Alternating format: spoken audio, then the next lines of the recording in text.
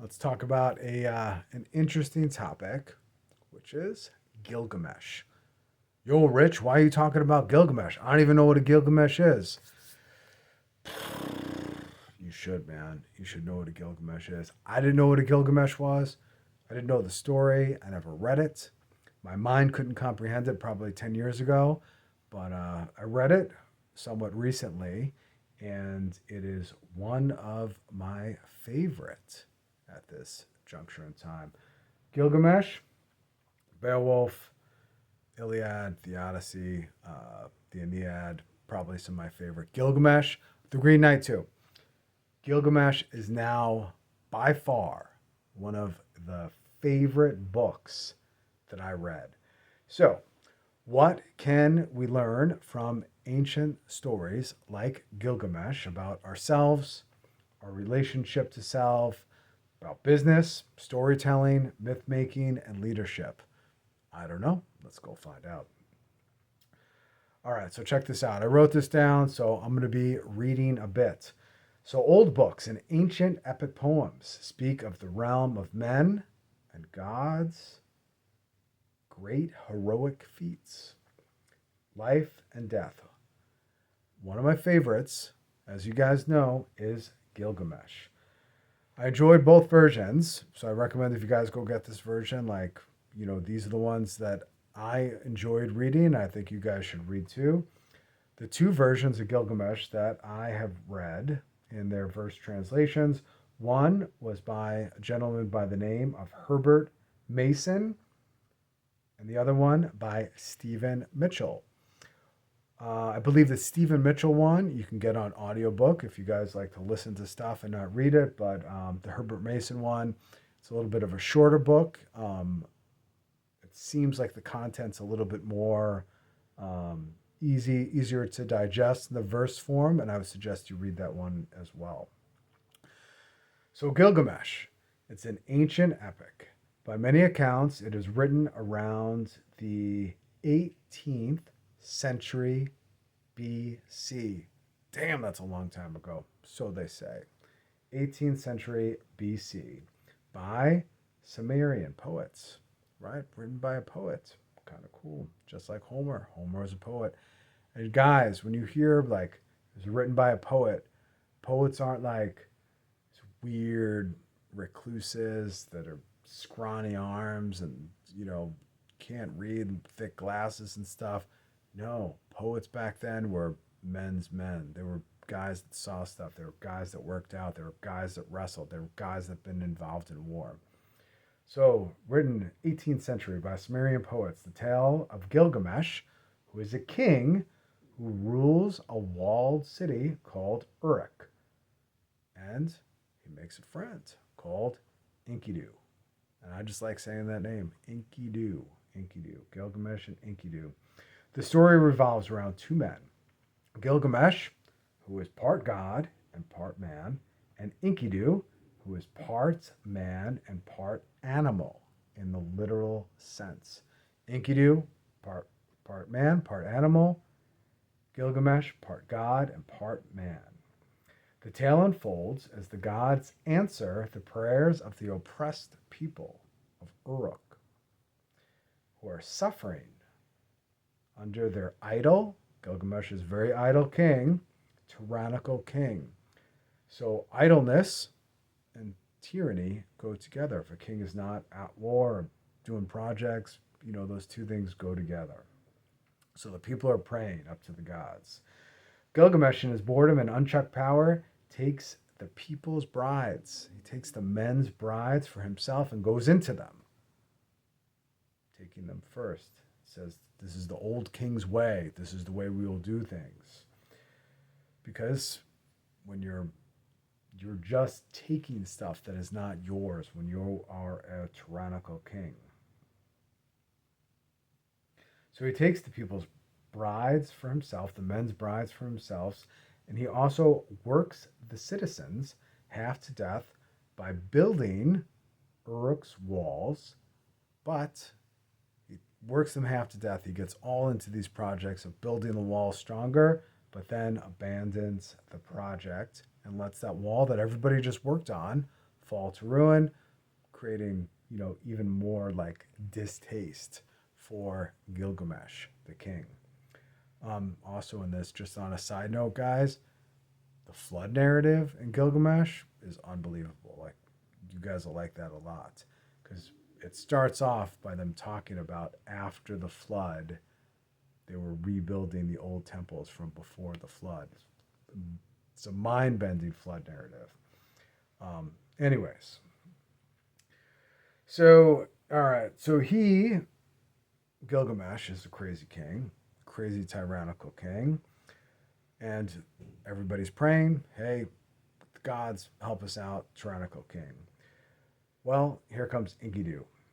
Enkidu serves as Gilgamesh's counterbalance. Strong men need strong men, like steel sharpens steel, right? Together, these two men, after they meet, they kind of wrestle. They literally wrestle with each other, and one can't overpower the other. They become friends because that's how guys interact, right? That's how we bond in a way. Like we wrestle in some capacity, and we're always looking for somebody who is our equal, right? I've always found that in myself. Like I'm always like looking for other men that are equal or a little bit, better than me in some capacities, like spiritually, physically, like all those things. So Enkidu serves as Gilgamesh's counterbalance.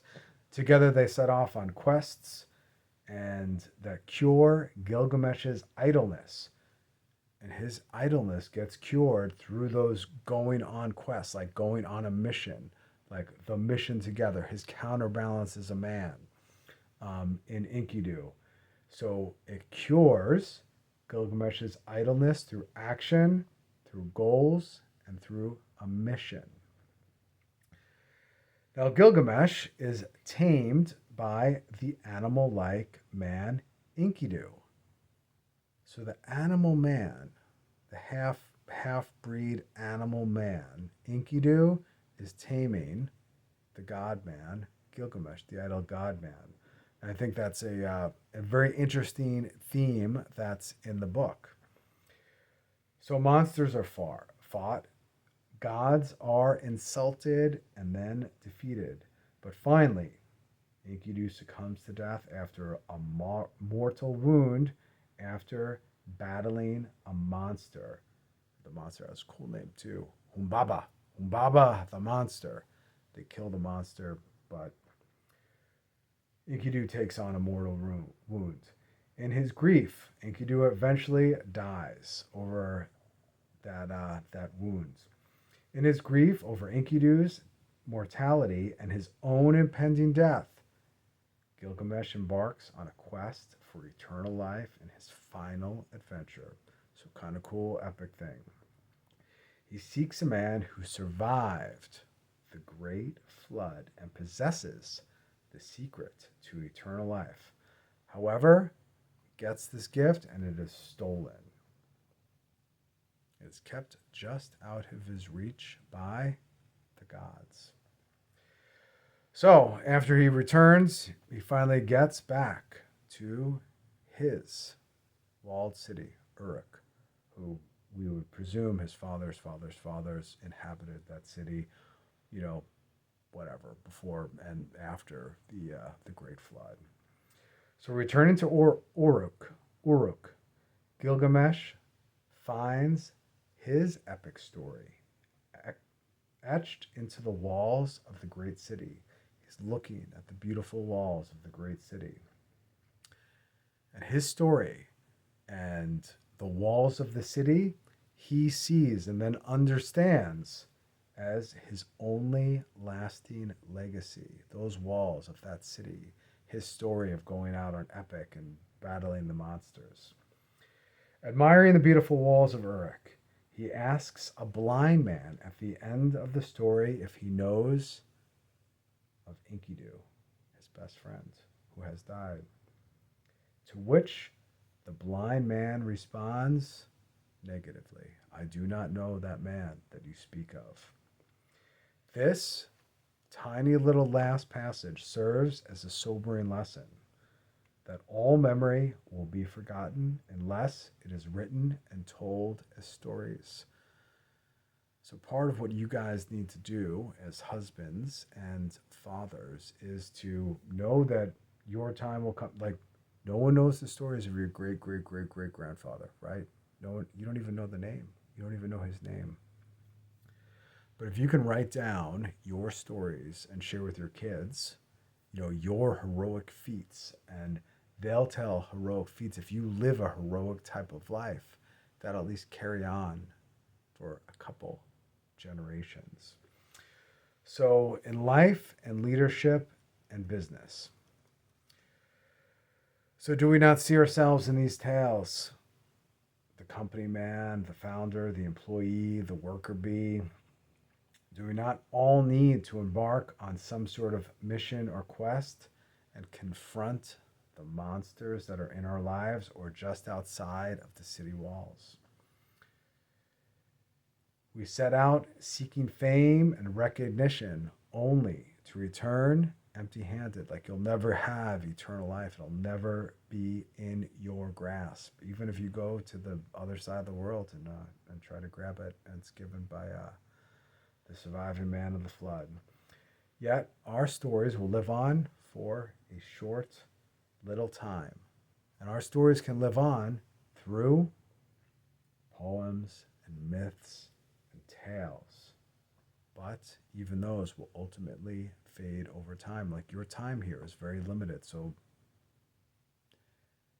it gives a good Christian perspective of knowing that your time here and you are made for eternity. Like, you should, up or down, bro. I don't know. You gotta figure that out. I'd suggest you go up. Ascend to heaven.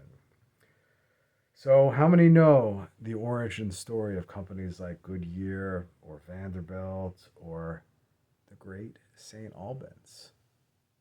No one knows, right? Think about how quickly all this stuff fades. How many can recount the struggles of their great great grandparents? Can't. But it's something to fathom. It's something to think about.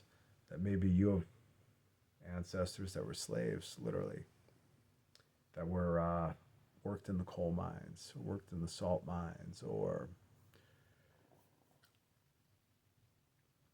farmed and barely had anything to eat. So you can be here watching YouTube.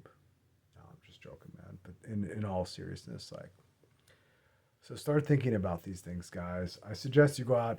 You can learn a lot.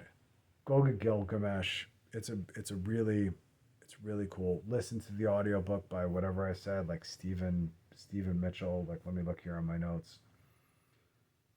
Yeah, man. Stephen Mitchell. Listen to the audiobook. Listen to it on your drive. It'll be better than you listening to me or other freaking podcasts or whatever you guys are goofing off on, or video games. Go grab the book from eBay. I don't know what you guys want to do. Like, you probably buy it on Amazon. The Herbert Mason translation. That one's pretty good. If you like this, you found value, like, share, subscribe, make a comment, whatever. Out.